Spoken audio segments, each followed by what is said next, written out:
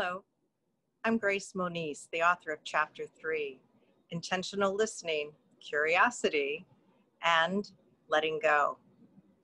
It's my journey with a healthcare company here in Los Angeles in the development of an exceptional leadership retreat. And one of the key aspects of that was the co-creation of the retreat with the senior leaders. I hope you enjoyed the chapter and the many other chapters in Changing Conversations for a Changing World.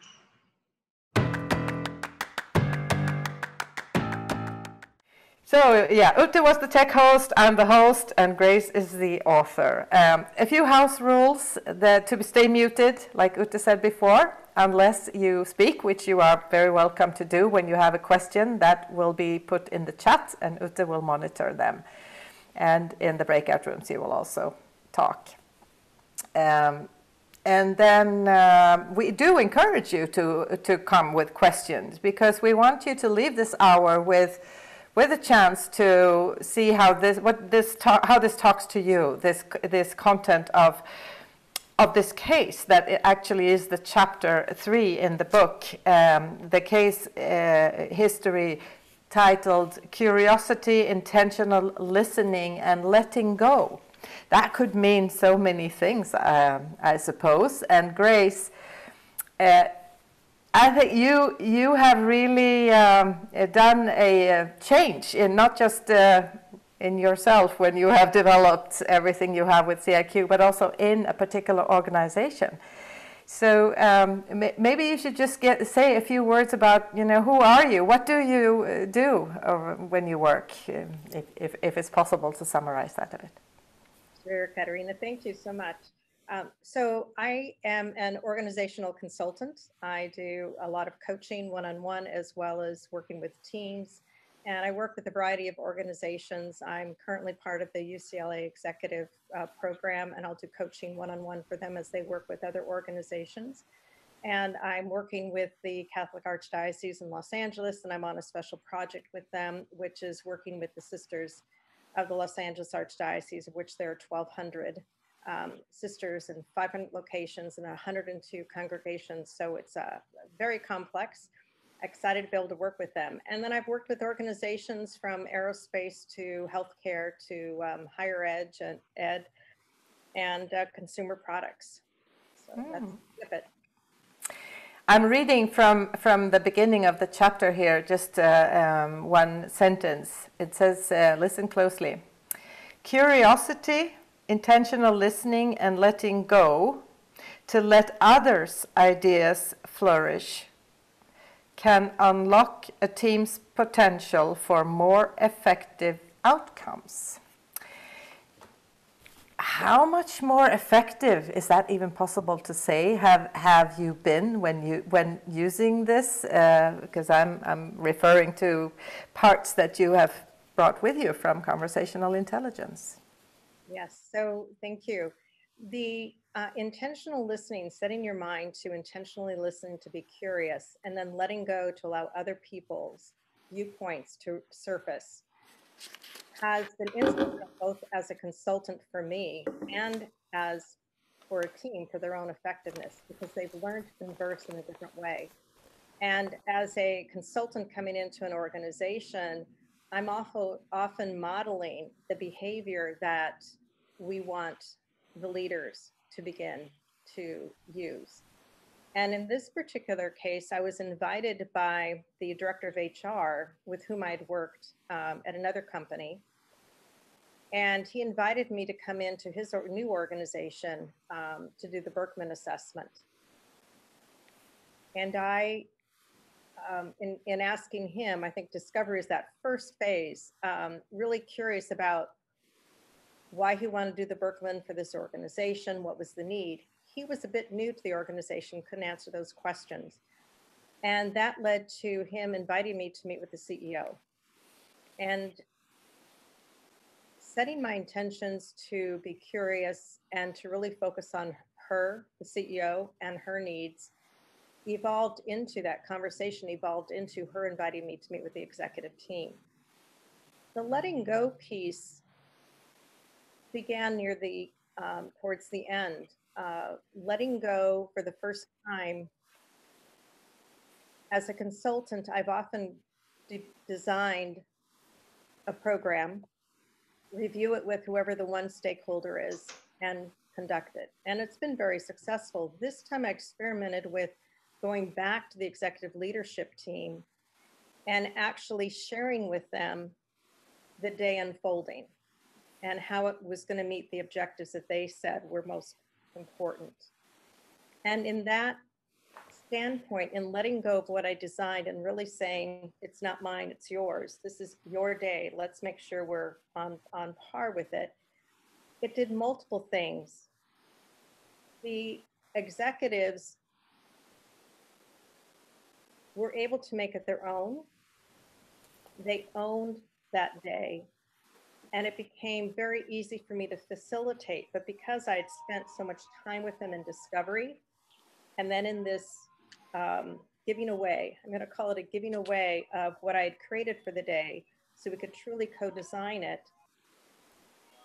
they then took it on themselves. So as I facilitated the exercises, it was the leaders that actually had already embodied CIQ and the active listening and letting go and being curious about other people. They took that on themselves. So that is what made it most successful. Well, you have now referred, Grace, to 4 stages, actually. That's not really spelled out in the book. You can see them, and they are there, but they're not there as point 1, 2, 3, and 4. And you and I talked before here about giving those 4 steps to people, but then let people fill them with what's needed. And you mentioned discovery, so I'll rewind the tape here a little bit and look into the book, because here I'm reading, and now we're at the phase of discovery when you meet the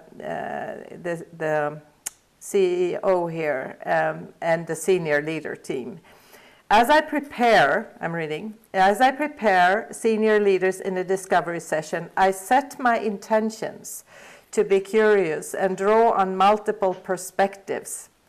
I set intentions to build trust and rapport and to listen and discover, assure understanding and verify meaning. And I'm curious, because that all sounds beautiful, and I wish I could do that with everyone too.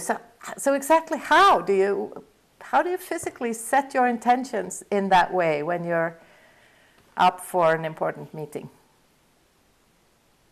I think it's just creating a mindset for yourself, right? As you are going to approach a new opportunity, let me back up a bit. My experience with Judith Glaser, I think we've all been touched by her and her work, those of us who got to meet with her. And my experience of her through every training session, every module, and then in the private conversations we've had, we embodied CIQ. And I found miracles in using that listening with the people with whom I interacted. And yet for me, talking is so much easier than listening. I had to set my intention to say, what do I want as the outcome?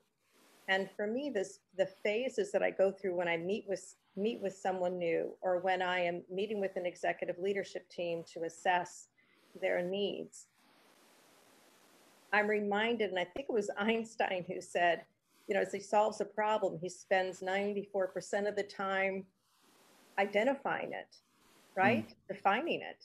And that's what the discovery process is. So pre-discovery is developing a relationship, right? Developing a rapport, which is that first step with the CEO.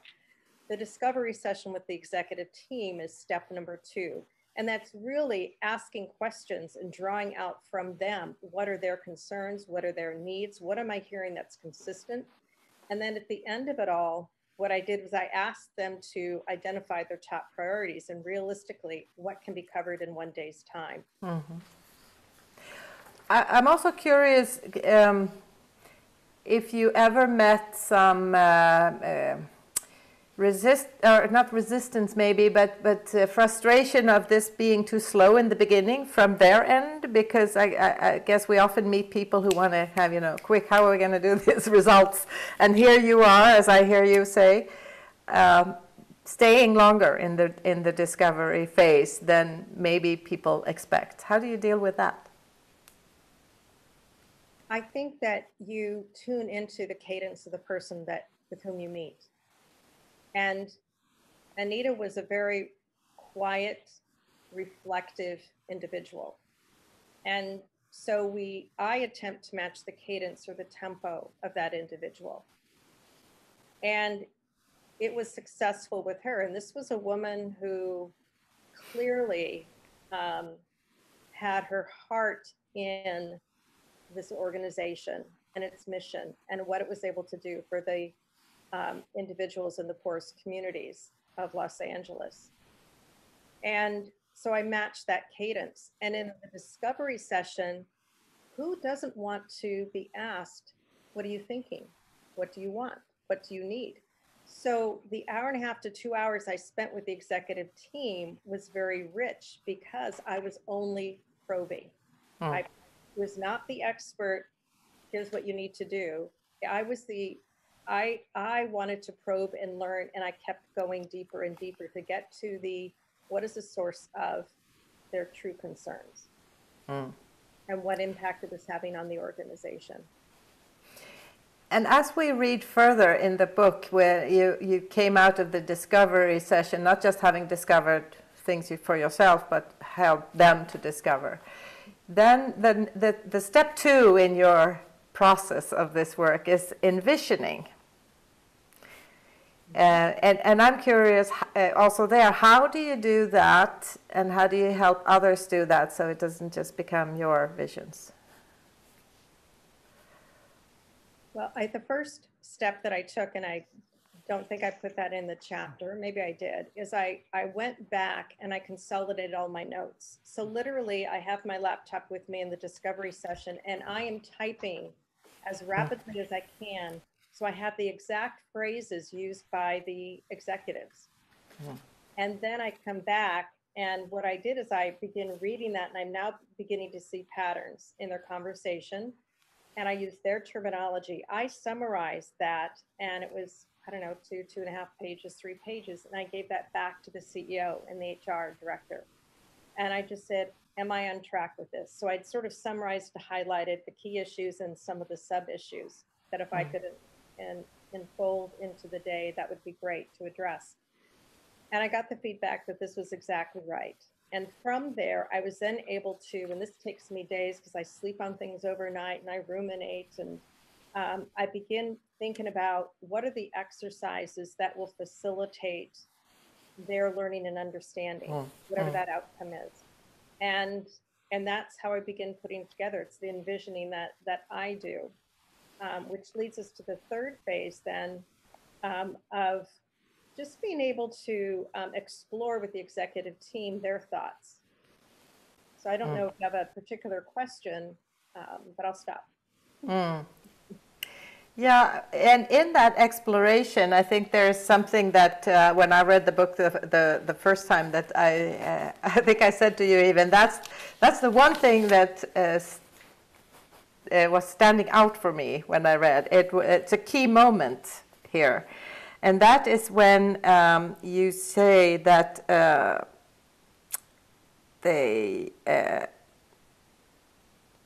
let's see here. Yeah, there was a key moment where they acted in a different way than they were talking about their visioning. For example, they had been talking about breaking down positional and hierarchical and geographical silos, which is, I think, sounds again very nice, and that's easy to say. And then when they started to see who are we going to invite, their old patterns of behavior showed up, wanting to separate, making some people more important than others and so forth, which really was counteractive to that. That must have been a moment of some courage, or? I was, you know, it's like I had my heart in my throat. It was like, oh no, what do I do? I still don't know well this organization, and what I heard is, again, that while they wanted to break down the silos, and you have to, what their pattern of behavior was, this is a healthcare organization. Let me put this in context. They had grown to these major 3 clinics in their area, and they had been on school sites. So it's a broad organization in providing healthcare. And so the physicians, the providers, were put on a pedestal in that organization. And there was that distinction continually. And as the 3 locations had grown, when they were one location, they were very, very close. As the 3 locations grew, there was a geographical competitiveness, and then there was a separation of the providers and everyone else. And I think that moment for me, when I heard that they were shifting back in marketing to wanting to market differently to the providers, for me as a consultant, it was that moment of gulp. Now what? Do I raise the truth? It was risky for me. That, I think, was probably for me a pivotal point to say, you know, as a consultant, that's exactly what we do, is we raise that. And in raising it, I always raise something like that. Well, maybe I shouldn't say always, but in this particular case, I raised it very tentatively and I asked permission. I love asking permission because I usually get it and then people are ready to listen. So I asked permission to be able to share what I'm hearing, and they said yes. Why did it work in this case, maybe not in others? It worked in this case because I had developed rapport with the CEO. I developed trust with her, with the top leadership team. They knew that because of the work I had done in the discovery session and listening and the feedback I'd provided them, was they knew that my heart was with them. And they gave me that permission. I shared it, but immediately it was the chief medical officer that the light bulbs went off, and he said, of course. He goes, we're doing this again. And they're the ones that, he was actually the one who said, I was at a seminar, we took off our badges, we had no titles. It was the most freeing day for him. And so he was the one that created that next phase for the offsite. They weren't going to have those titles and whatnot. So the lesson for me is take that risk and speak up, speak the truth, because that's our role as coaches and consultants. And then, as you said, you have the trust with enough people in the group, enough numbers of people in the group. We're talking away here. We have been in discovery and vision, and we're at co-create and explore. Are there any questions maybe? Some might be thinking of a question, then we talk away. You've been having a wonderful conversation, and I've been looking at the chat box and see a lot of I agree, and love the step-by-step account, how you proceeded, Grace. So much learning here. There was a surprise when you were saying that you write down what people are saying, and there was the question, how can you do that so quickly? Because when people speak, it's not easy to record everything. So there was the assumption that you might be able to do shorthand. So people are curious on how you're doing all of that. And courage is the word that keeps coming up for Deborah, the courage to stay in discovery without knowing the answer, even though you are the expert, Grace, right? Yeah. And asking for permission was another comment that was discussed here in the chat box. And asking for permission is for coaches something really important, because we are not there to give advice. So it's a very common procedure to say, is it okay if I share? And yeah, interesting. Another bubble that is coming up also, Grace, you broke down the barriers between the two using their language. When you use the language of the client, it's so much easier, yes. And going back to the letting go practice is what Elix is writing. What is your go-to hack to actively let go? All right, so I want to address the typing. The best course of my life was high school typing 101. On a manual typewriter, then electronic typewriter, then a keyboard and a computer, and then the laptop. And the piano lessons I took as a child. So I can type without looking at the keys. And I just like sort of type away. My eyes can stay on the person and ask questions. And I don't get everything, but I get a lot. And I find that keeping with their phraseology and using their terminology is key. To address Felix's question on letting go, this was the part where I think for me, as you set intentional listening or to be curious, you sort of set the intention of what you want and you put yourself in a mindset, which I did, of saying, this really isn't mine. This is not my day. This is their day. And to not, for me, from what they gave me, I created something and was giving it back to them. It was a gift. It was now theirs. Yeah. What they did with it, if they wanted to eliminate, add, change, that was the mindset of letting go. Let me just let go and let them create. Because I realized I'm not an expert in the healthcare arena. I can facilitate, that's my area of expertise. I can design and create. I love doing that. I am not an expert in the healthcare area. And so this is is this going to meet their needs? If I'm successful, it meets their needs. How do I know? I present it to them. They make that decision. And I need to be open to not holding on to anything I designed or created. And you use the word gift in the book. I want to give them a gift. And you use that, the way I read it, metaphorically also as a help for yourself to envision how that gift might feel for them, the experience. I'm thinking neuroscience here again, because if you're really going to go beyond words with this gift, it has to first be embodied in you, and I read it, that's what you did, and took time, like you say, days and nights and dreams, and then, so you don't rush ahead. To me, that sounds like a key here. It is a key. You know, we slow down to speed up. Yeah. Right? Yeah. So there's slowness in the discovery process, being absolutely present for every single person and keeping an eye on, you know, just being observing body language and tonal voice, and allowing that to guide you, allowing your intuition to guide you in the questions that you ask. Yeah. You know, going down in that discovery, spending the time in discovery. I probably spent an hour and a half with the CEO, up to 2 hours with the executive team. And then I put the proposal in. Right, so I did all this work. I summarized everything. I gave it to the CEO, and from there I knew what I was going to be bidding on. So I put the proposal in for the leadership retreat, because now I knew what was going to be invested in it. So I did all this work, and if the CEO had said, "Well, nope, you're not the right consultant," it still would have been fine. It would have been a journey for me, is the way I looked at it. So that's a little bit more of how I operate. I'm not sure I went down that path, but that's what popped in my mind. Katerina, what was your question again? No, it was about going slow. It was about going slow. But I'm also thinking one of the more beautiful words that I think Judith, she has given us many beautiful words, but one is the word aspiration.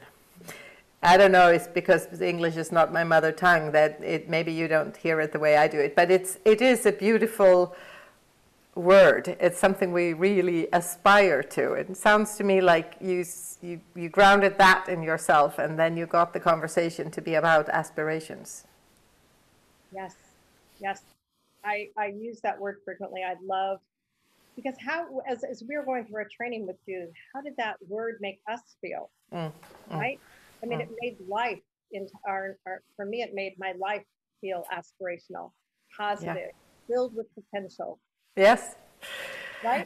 And I have another moment in this journey with the group here was about whether to make this end retreat mandatory or not. And there was a big discussion and debate, and then finally the group decided to sell it with aspiration instead of force. Would you say something about that? Because that didn't come like that. Could have been a stumbling block there. That was all part of this sense of, we're going to communicate to the providers one way, we're going to market to everybody else. So once that piece was done, well, I'm trying to remember, but which came first. But then the question was what are we marketing to them? And the conversation went to making it mandatory or not. And again, I could feel the weight, the heaviness of that, and it just was not right. And so again, that was it's another point of courage to be able to say, okay, here's the risk I'm taking, to speak up and say, may I offer another way? So again, it's asking permission. And I did it in a tentative way of saying, have you considered, you know, which feels better? You know, tune into what you're feeling. What about this? If we made it more a retreat you just don't want to miss, right? And by this time, the executive leaders were hooked, right? This was their day. This was their retreat. They went out and they promoted and marketed it. And they also gave free rein. They said, if you have vacation planned, if you don't want to do this, you know, that's certainly your choice. So they made the choice theirs. But again, it was, you look at this whole process, and for me, it was just magical to, as it kept unfolding. I was experimenting and learning myself. And the first step, and I think I told you this when you and I talked and prepared for this hour here, the delivery itself, the end event, when everybody was there, that seemed, when it's described in the book, as so easy, and it flowed and it worked and people were creative and so forth, and that was because of all the pre-work in the step 1, 2, and 3. You write like this: playfully exploring new experiences with an experimenter mindset gives us permission to unleash our creativity, often with the freedom of a child. Not only do we have fun when creativity sparks, when done collectively with others, a positive emotional contagion fills the room, a concept I learned from Judith. And you talked then about how the day started with meditation, envisioning, drawing, having unusual conversations. And again, I'm thinking, as many of the people we meet out in organizations are not used to that stuff in a workshop. So and everybody had not been in on step 1, 2, and 3. So how did that go? Were there any, you know, what is this? Or I have to say that as you look at the process that evolved over time, with the leaders buying into this whole thing, this had become their day. They were dispersed among the room, and they were at the tables with leaders from different clinics and leaders from and levels in the organization. So we had multiple levels in their organization. Leaders weren't necessarily with their own people, and it was a way to interact. And we began with experiential activities where they got to, first of all, know one another. And the way I work is I tend to provide the experience and then allow people to reflect on it and say what it means to them. And then I'll move into the science of it. And that's sort of how we patterned that day. I'm also very much a believer of imaging and visualizations and describing those images as a way to find the right words of what people are trying to say. And so we experienced, so we started out with the conversations, experiencing the 3 levels of conversational intelligence, the 3 levels of speaking. And once people were in the rhythm, and the leaders were already there, let me double click on that. Now I've been modeling it, so they're picking that up. Oh, let me double click on that. Let me ask. And people got to understand, they reflected on how level 3 was so enriching for them, how it felt good. It felt warm and caring. And so as we then moved into identifying what are the guidelines for conversations today, they're the ones who came up with criteria such as, we're going to be curious, we're going to listen, with intention of learning and understanding. They come up with their own guidelines. And I have to say, the HR person had 2 of his staff members. They were my facilitators. They had the flip charts going on either side of me, and I didn't have to do that. I could just stand and facilitate. It was wonderful. That was another piece that added to the day. Yes. And again, something that underlined them owning the day. It's their day, as you said. And on the wonderful. imaging part, the only thing I would say is one of the activities that we had was to imagine this organization 5 years from now, the future, what that looked like. And the CEO had her vision.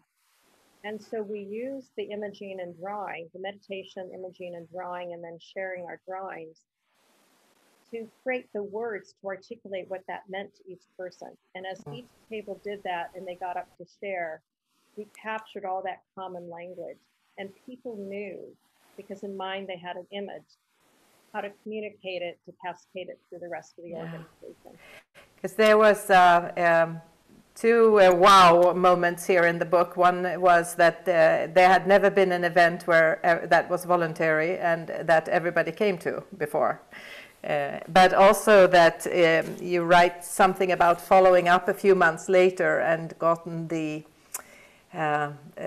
testimony that it had really changed conversations. We're going back to the title of the book here, Changing Conversations for a Changing World, in this case for a changing organization. And there had been visible, observable change that people really experienced. So they're on their way, it sounds like, to a new culture. They're on their way, and in the first discovery session, the chief operating officer was not there because she was getting her master's degree, and lo and behold, she had one of the courses they did was on conversational intelligence.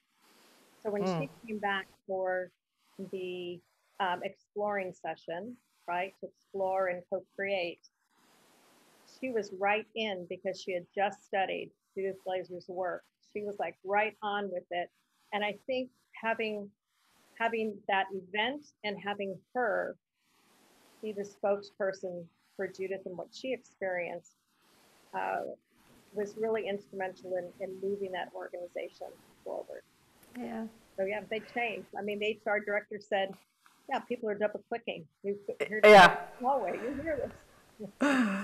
Thank you, Gracie. Well, I'm going to ask Ute if there's some comment to attend to here, and then we have a little plan for you guys to help you possibly get an experience, not just what you've gotten so far here, but in actually doing what the chapter says here. But I'll come back to that. Ute, is there something to comment or ask? Yeah, there are two interesting questions regarding topics that you also touched on, Grace.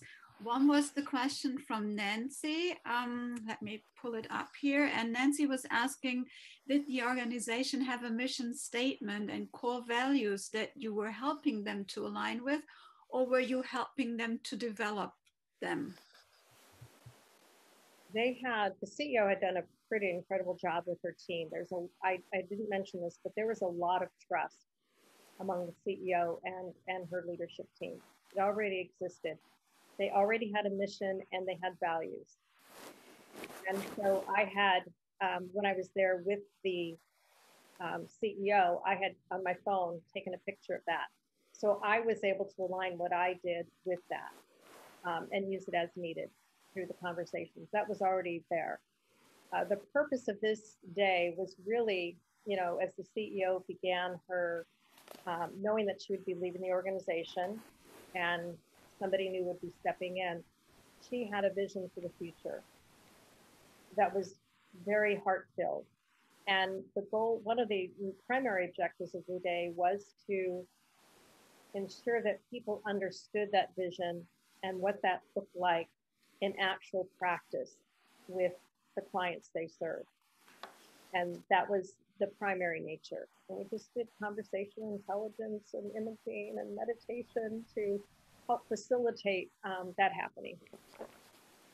Okay, and then we got a question around what was the timeline from discovery with the CEO to the actual day of the retreat? I'm not sure if you remember it to that detail, but maybe.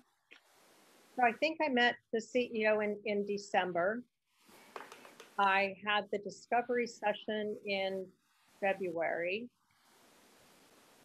maybe January. Well, January, February timeframe. Somewhere in between there, about 2 months later, we ended up meeting with the top executive team for the Explore Co-Create. And then in May, so it's 5 months, in May, we delivered the one-day leadership retreat, attended by 100% of the leaders. And the follow-up was about 4 months after that, when they could give the testimony of a visible change in the organization. So, back with the back with the HR person to see what had transpired. Pretty exciting. Okay. Yes. Okay. Are you guys willing to experiment here and now? I see some nods. Great, because we're going to throw, or Ute is going to throw you out in group rooms of 3 or 2. And what we'd like you to do is to now keep the title of this hour visible within you. So with curiosity, intentional listening, and letting go of your own thoughts when you listen. You will have one person that will speak, that will be the talker, the focus person, and that person talks about your aspirations post-COVID.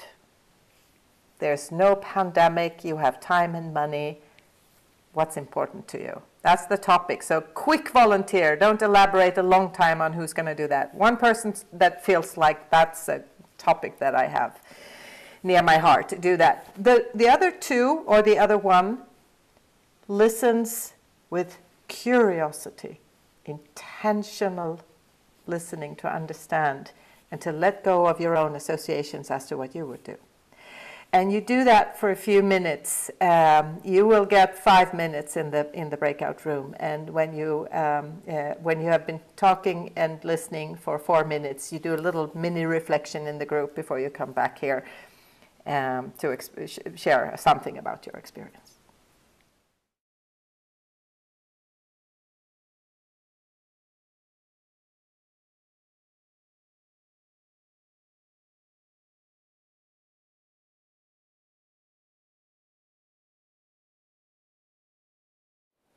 Te kort tijd. I understand Dutch, Sonja. Toch kort tijd. Too short time. Yeah. Scandinavian and Dutch is pretty near each other sometimes. I know it is always.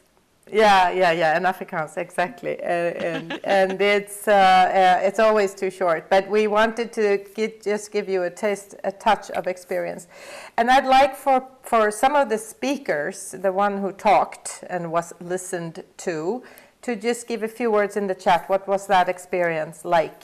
And when you write in the chat, the people who were talkers, we could have maybe one person who's willing to unmute and also share it with words to all of us. Who is first out? Who wants to say it?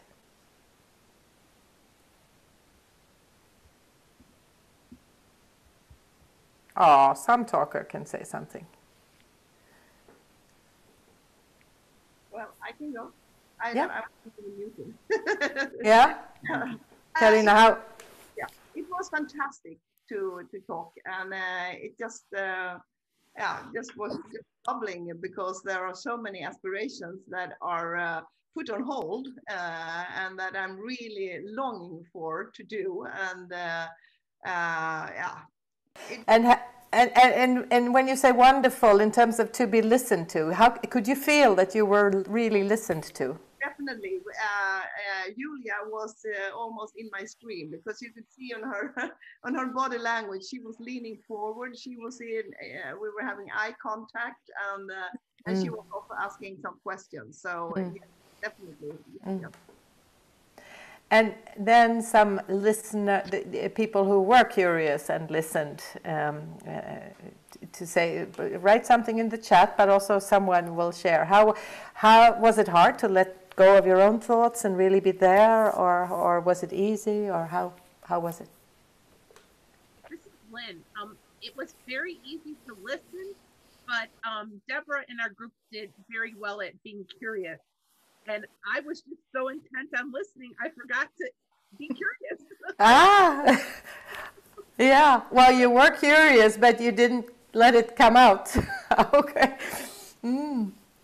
Thank you. Someone else on any experience in what other than that it was short time? Yes, but.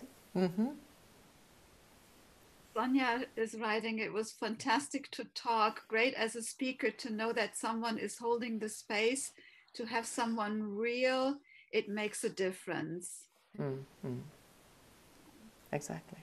And Eilish is looking forward to visiting a restaurant with family and celebrating. And Deborah was all curious about Eilish's aspirations, so it wasn't hard at all. No. With what Lynn was saying. And in this group here tonight, at least since I know a part of the group here, we have trust, and we have maybe also for the rest of us talked about trust today. So maybe that also helped but to get that to bring with you. So save this experience with you for your next important meeting that you have out there with someone who you don't know that well or so. And just that embodiment of curiosity was what we wanted to give you. Grace, how you were in a room too, right? I was in a room, exactly. And it was fun listening to Marika because as she began with her grandmother, she moved to what COVID was like for her overall, what she started to in other areas and what it felt like. And so it's really wonderful to be able to hear all of that. And then to go a little bit, more, what was more? So it was wonderful. Yes, thank you. Back in as the observer. Yes. And we are getting closer to the end of our hour.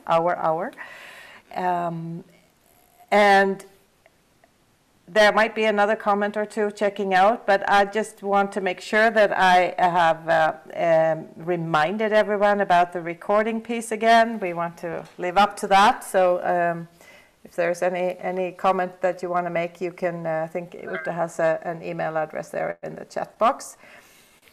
And I am a member of the CIQ European Collective as well, as most of you know, but not all. We represent different cultures, different parts of the world, different professions, but all working with helping organizations and people with enhancing the quality of their conversations.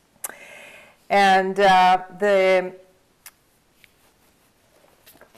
little summary is also on the back of the book, and the book can be bought at Amazon, of course. I think we can get that address also in the chat box.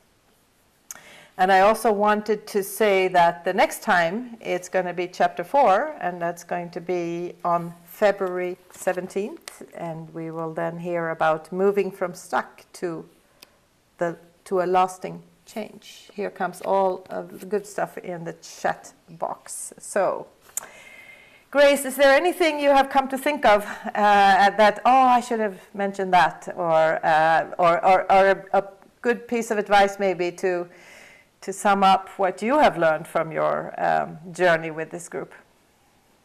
Oh my gosh, I am just so grateful for each and every one of you. I think together we can make a difference in the world and make it a much more beautiful, peaceful, calmer place by using conversational intelligence and listening, truly listening to one another.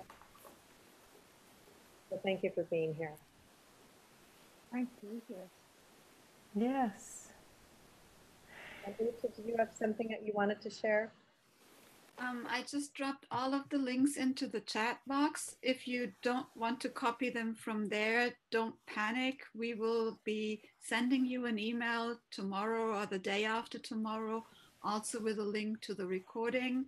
And in that email, all of the links to the next Regulus table with Charlotte on March 17 will be included, a link to a trailer from Grace, and the link to the collective webpage where you can get more information about the book and where you can say, no, I don't want this to be, published on the collective's YouTube website. It's all in that email as well. And I hope that you enjoyed the conversation. I did it, and I'm looking forward to the next one in March. February, isn't it?